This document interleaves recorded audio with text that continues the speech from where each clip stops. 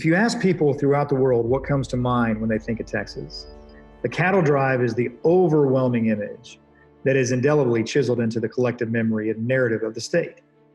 For more than a century, writers, poets, and movie makers have romanticized the life of a cowboy, and the countless movies attest to the love affair we all have about the rugged, independent cowboy ideal. Cattle have been raised in Texas from the late 17th century when the Spanish began to establish missions across the state. In the early days of the Republic and statehood, cattle raising was still a small-scale endeavor. In those days, meat could not really be preserved for long, so cattle were primarily slaughtered for their hides and tallow. But by 1950, cattlemen discovered a burgeoning market for the cattle. California was beginning to grow with settlers flocking to the state in droves in search of land and gold. When Texas cattlemen learned Californians would pay $100 to $200 a head of cattle that sold in Texas for $5 to $10 a head, the cattle drive was born. Started around San Antonio or the Fredericksburg area, most drives to California followed a southern route through El Paso, then over to Los Angeles and on up to San Francisco. These early California drives would take 5 to 6 months. But by 1957, these drives slowed to a virtual standstill as the California market had reached a glut. And by 1859, the cattle drives had actually stopped altogether. The Civil War years saw a rapid decline in demand for Texas cattle, but by 1866, demand surged again. That year, an estimated 260,000 head of cattle crossed the Red River. For the next 20 years, the legend of the Texas cattle drive was born, thrived, then died at the advent of railroads and refrigeration in the 1880s. Cattle drives usually began in the spring after roundup. Grazing grass would generally be available after spring, and the herd could be driven to its destination in northern markets before colder fall weather set in. Livestock from multiple owners was usually included in a trail herd, and the trail boss would obtain documentation from each rancher identifying the brand, earmark, and the number of cattle. Then each animal in the herd would be branded with the new road brand, regardless of the ownership. A typical trail crew consisted of 12 cowboys who could handle a herd of 2,000 to 3,000 head. Think about that, 12 cowboys to handle over 2,000 to 3,000 head of cattle. The trail boss was the ultimate authority on the trail and was paid about $100 a month.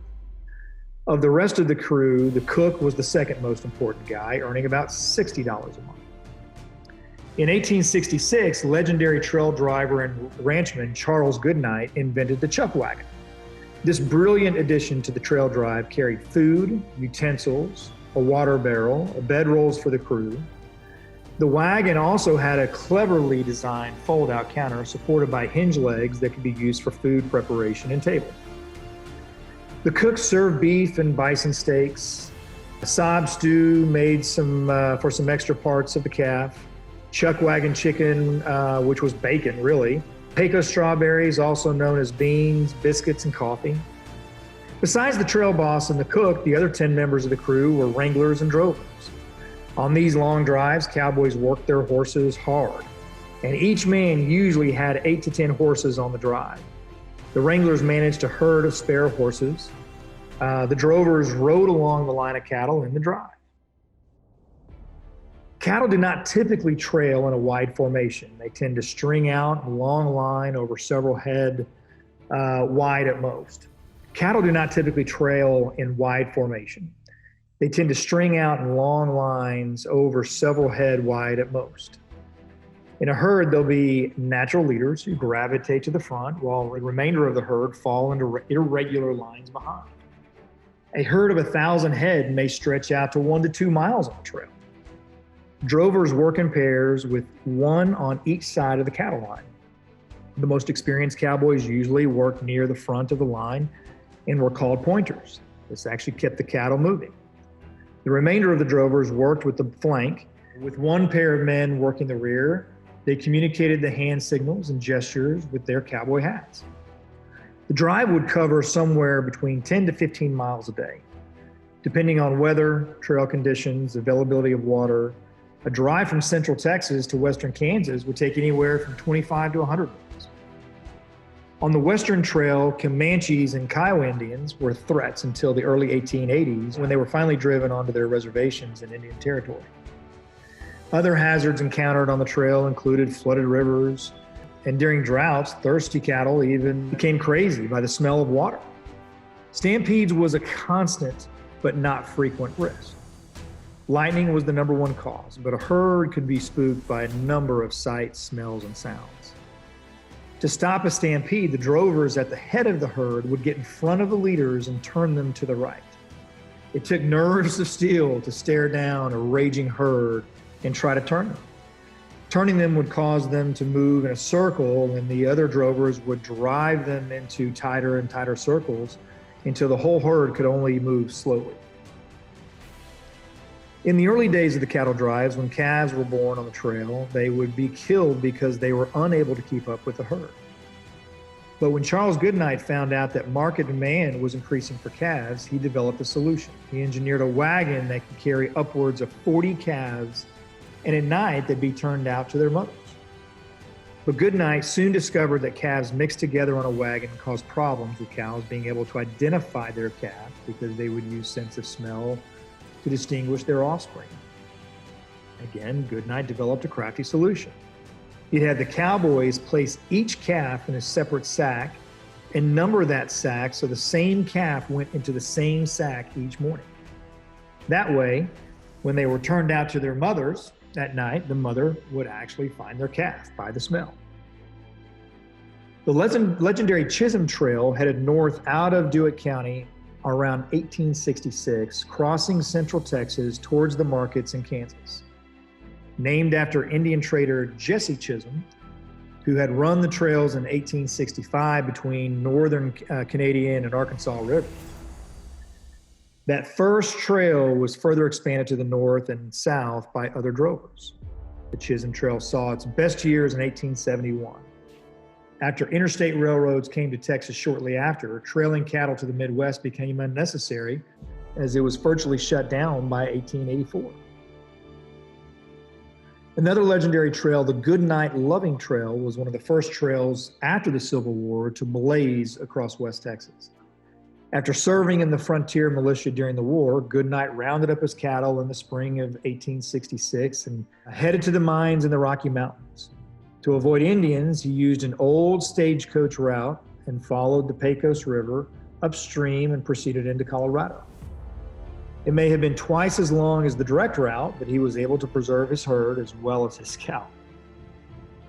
He ran into Oliver Loving while gathering supplies for his trip, and the two decided to throw in together.